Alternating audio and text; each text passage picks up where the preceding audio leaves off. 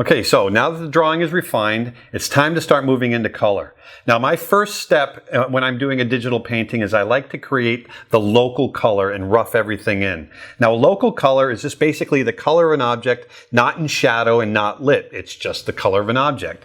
And I like to create kind of a rough painting over the entire image. So let's go ahead and get started.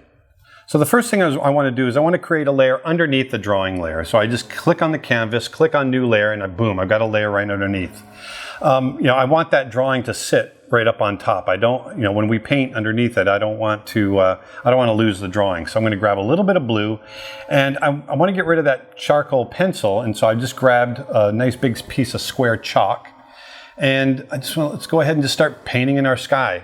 That feels a little bit small. I want to get a nice big. And that feels a little bit big. Let's go a little bit smaller. There we go. That feels like a good size. And I'm just very loosely going to rough in this background sky. I keep it really loose. I don't labor it at all. And let's just throw it in there really quickly. And then the other thing you're going to see, if you look at the sky outside, it gets warmer as we get closer to the horizon. So you're going to see me start moving my color selection closer and closer to the yellow range. We're going to have to go through some of that green.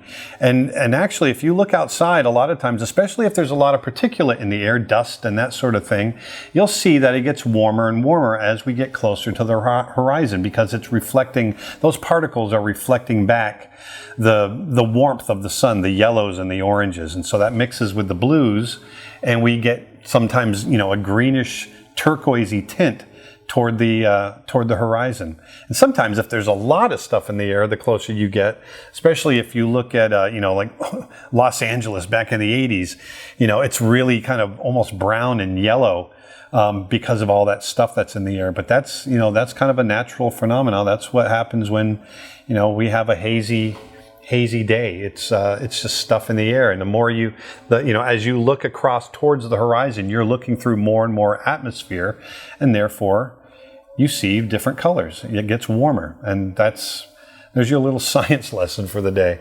So I'm just going to hit a couple of these. I just went ahead and made it nice and yellow towards the bottom because I want it to feel dusty and hazy, and I just want to go ahead and get that in there. So the next thing I want to do is I'm going to go ahead and create another layer, and we're just going to start working forward. And I want to start adding the clouds. So I'm going to grab a nice gray color here and create a new layer. And I'm just going to go ahead and start painting in our cloud shadows.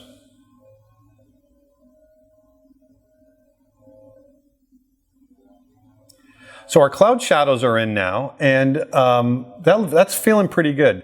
So I'm going to go ahead and grab a nice light color. It's not completely white, as you can tell, and I want to start painting in the lighter parts of the clouds. And just very loose, once again, just staying very loose. I'm just going to hit these real quick. There.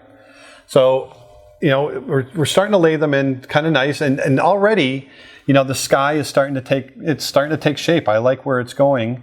We've got a little ways to go on it, obviously, but it's going to come together really nice. What I'm doing is at this stage is I'll jump back and forth between my shadow color, the grays, and the light colors, and just kind of work up that sky and get it looking pretty good. I'm just creating a few extra little clouds here and there. So now I've got the sky roughed in, and I like that. That feels pretty good. There might be a few minor details, but I think that feels pretty good all in all. So the next thing that I want to do is moving forward, I want to create a new layer again, and I want to go ahead and start painting in the grass. And so I've grabbed this orange color, and I'm just going to start roughing in that grass color. And once again, just keeping it loose, not worrying about detail. We go from, loose to detailed, and so we're still in the loose stage.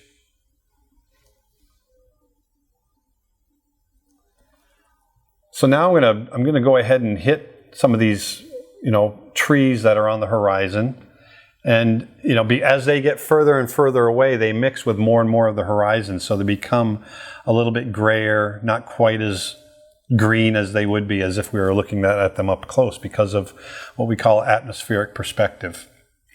So now I want to go ahead and let's get add a new layer, and we'll get the color of the zebra in there. Once again, we're just going to start with the white and just to go really basic and just start loosely laying in the light color of the zebra. So I'm just finishing that up, and I want to hit, you notice all I did was just one color, just laid it in really quickly. I'm going to go ahead and get that last little detail right there on the ear, finish that up. So next, what I want to do is I want to start varying up some of that color. You know, if you look at your own skin, it's not all one color. It varies. There's warms, there's cools. I'm not worrying about shadow, light and shadow at this point. I just want to vary up. I want to vary up the coloring within that local color. You know, I was talking about that earlier. We call it local color. It's that color of the object when, you know, when it's not lit. And one of the things I like to do is I like to grab this jitter brush, and what I love about it is that it mixes with the pigment underneath really well, and so it gives it it's not harsh, and so we can get in there and just kind of smooth it around. And here I'm just grabbing a lighter version of that kind of beige color that we've got, and I'm just hitting it in various places, just like I said, just varying up the value structure of that local color. And here I'm going to go a little bit darker underneath and just hit some of those areas. Once again, I want to emphasize, I'm not hitting shadows. I'm just hitting local color. And so now I'm just finishing up some of that. That feels pretty good. I'm going to hit a couple of last spots there. There, that feels pretty good. And so now, you know what? I'm going to go ahead and let's go ahead and start laying in some of these zebra stripes. So I'm just going to grab my small chalk and knock down the size really small. And let's just go ahead. I'm just going to go ahead and start painting it in. There's a lot of stripes here. I'm just going to trace right over the stripes that are there, and let's just enjoy.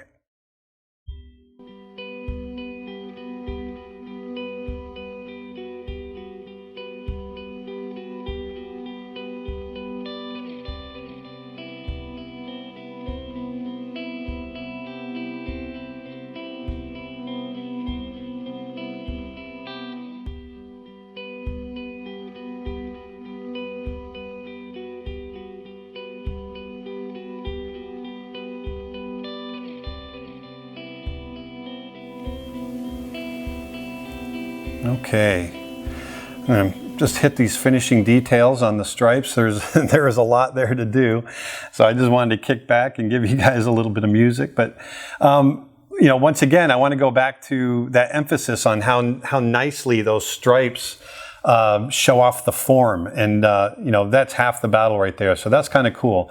But the next thing we want to do is I want to go ahead and I'm going to create a layer underneath the zebra, but above that grass layer that we created earlier.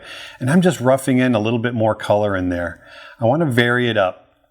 And there's a little spot there that I'm going to jump over to our zebra layer and erase that away. There we go. And now you can see the grass between his leg and body.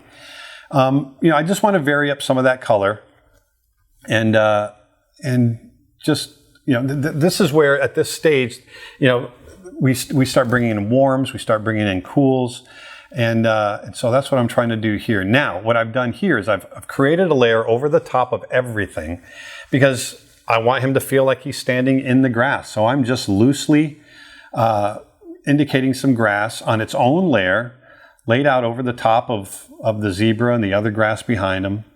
But already this is all, you know, this is starting to come together pretty nice. I'm liking this. I'm going to go ahead and hit just a little bit more of these clouds, just to put a few finishing touches on there.